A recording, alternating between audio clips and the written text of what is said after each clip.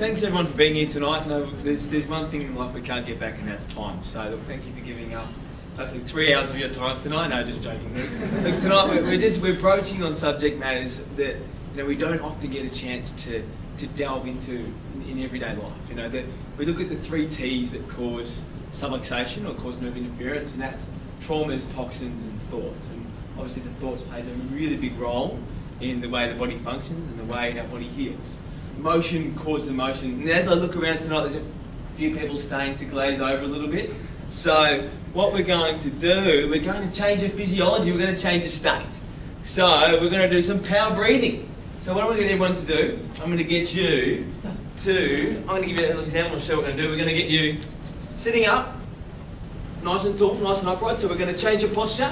You're going to have your hand out in your legs, and what we're going to do, we're going to activate your major muscle of respiration, and that's your diaphragm. And the way we're going to do that, we're going to do power breathing. So we're going to get the body fully circulated. So what I want you to do, I'm going to get you to inhale through the nose,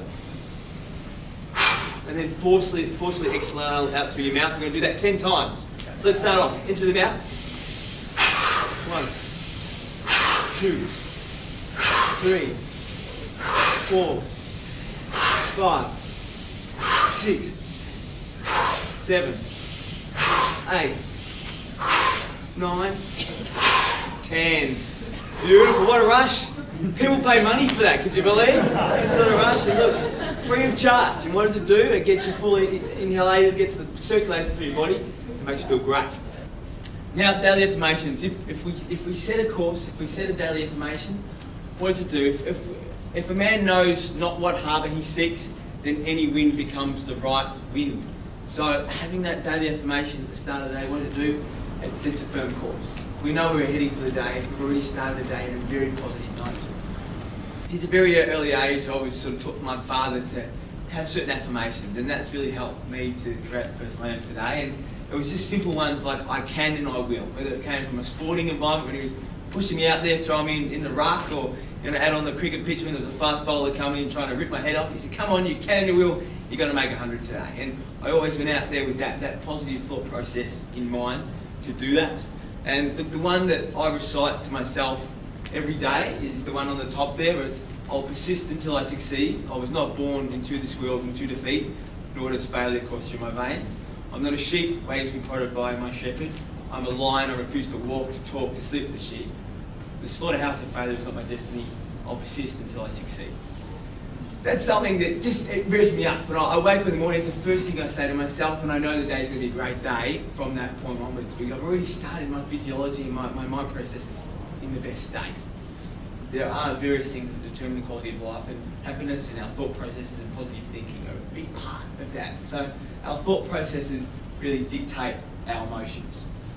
But find that time through exercise, because we know motion equals emotion. So if we get up the chance to move, then that's also going to change our state as well. Now, using the right words at the right time. We often can fall into the trap of saying things like hard. It was a really hard day, or I've got a really busy day at work tomorrow.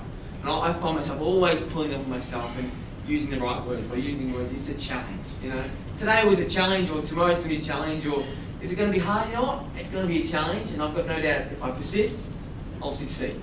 So I want you to walk away tonight with this quote in mind. I am consciously focusing my dominant thoughts upon my dreams and aspirations. Now, with those thoughts in mind, you've got to have a great day tomorrow. Now, here at Bonfire, we have an hour and a half open eye meditation. So it's not only yoga, it's also meditation, which incorporates breathing exercises, which has phenomenal aspects for improving the life, improving the way your body functions, and also improving joint function and overall hormonal control. So this form of yoga that we're lucky enough to have at Bonfire is fantastic for the way it changes your physiology and the way it changes your mental state. It really clears that stinking thinking and moves you towards thinking and thinking. You have that posture where your body's in the best position, so you're having full chest expansion, also getting full expansion of the lungs. What does it do? It helps your mental state, helps your thoughts, helps your emotions as well.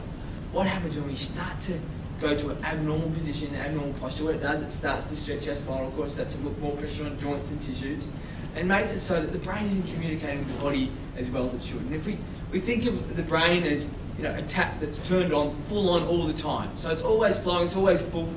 What we look for is those little misalignments of the spine, like the kinks in the hose. In this position here, it really puts the body in an abnormal position that starts to put more pressure on those nerves and leads to subluxation. So in this state, what it's doing, we're decreasing the oxygenation to our brain, affecting that arc of life, leading to more cause for those kinks in the hose and making sure that those communications to your muscles and tissues isn't functioning as well as it should. There's a beautiful vertebra in our body. It sits right up the top part of our neck there. It's called the atlas. You may have heard me and Dr. Yellenby talk about the atlas, and we often call the atlas, or what's also known as, is the master switch. So the atlas is a master controller. It dates back to sort of Greek mythology, where it's also known as the mouth of God. Now, the atlas has a unique involvement with the brainstem, and if there's some misalignment at the atlas and it's pressing on the brainstem, we know the brainstem, and that's obviously right up the top part of the neck, can affect a broad range of functions. So if there's problems up through the top part of the neck, it can affect everything. That's why we always come in and we always check to make sure that there's no misalignments at the atlas, because we know that vital area to the top part of our neck plays such an important role.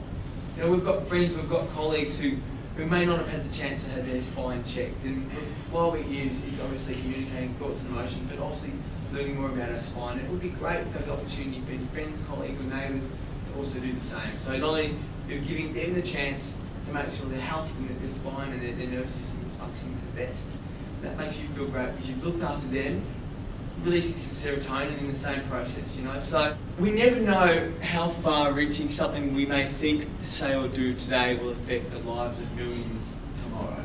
Now, the man who said that is a fella called BJ Palmer. Now, BJ Palmer is the founder of chiropractic. Now, he's a pretty cool fella. So, look, who knows the things that you may say to someone tomorrow, like, have you ever had your spine checked? If someone isn't feeling the best, then all it takes is a few different words.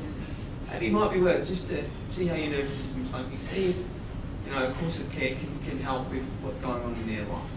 Look, it's easy as moving well, eating well, thinking well, and as Tiger does, he stays well adjusted. Thank you again, guys, for being here tonight. I hope you got something out of it, and we look forward to spending some time again in the future. So, thank you.